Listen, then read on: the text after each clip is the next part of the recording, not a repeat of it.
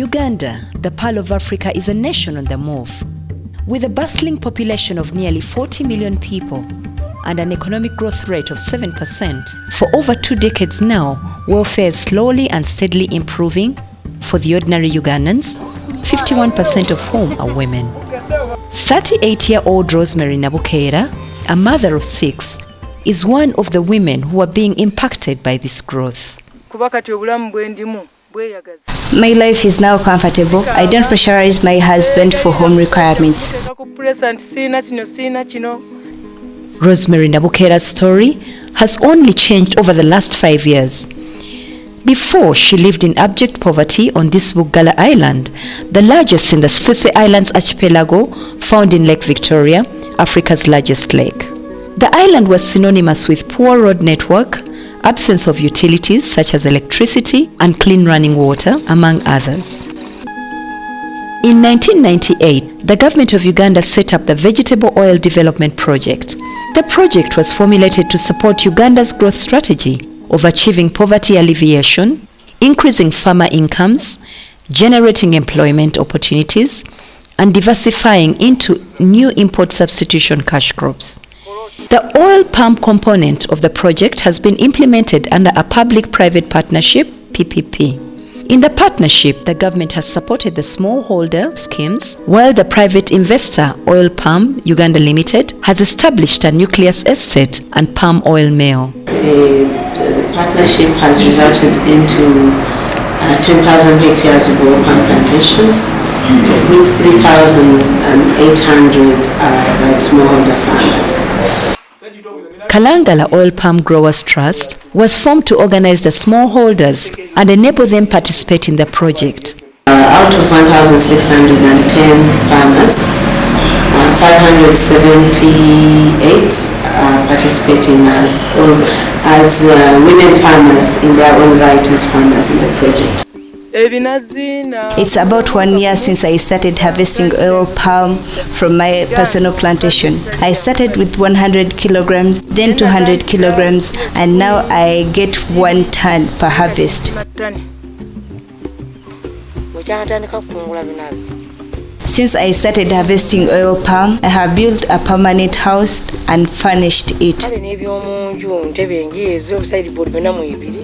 In my home, we no longer use temporary wooden structure for our latrines.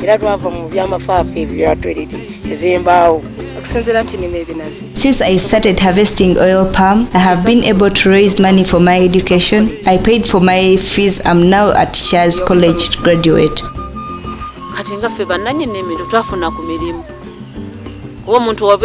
As farmers, we are now fully employed.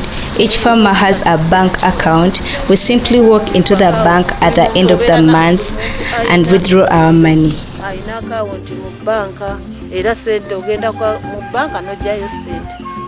The project is one of the 14 projects that are being supported by International Fund for Agriculture Development, IFAD, in Uganda. It has been sensitive to women's interests. Traditionally, or in terms of culture, most women don't inherit land from their parents. And so that was a challenge, trying to get the women to participate in the project in their own right, because you needed to have access to land in order to do that. And so what the project did was to work with the districts to provide us with some public land that they had, so that we could distribute it among the women farmers so that they could participate. The focus on women has enabled them to fully benefit from the project, as well as have control on how they spend their new and improved incomes.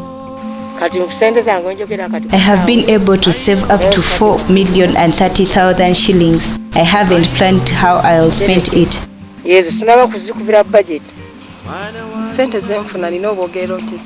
I have control of the money I make from oil palm. I plan and do whatever I want.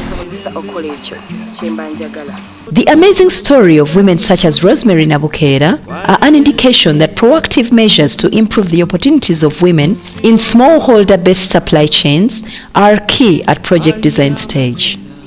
I wouldn't have managed to build a nice house like this.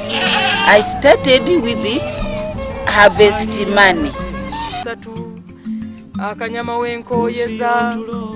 I am now able to pay for my children's education.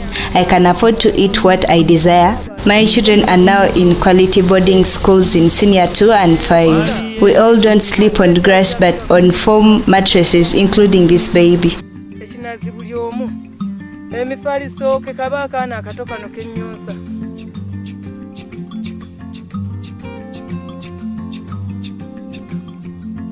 Ayo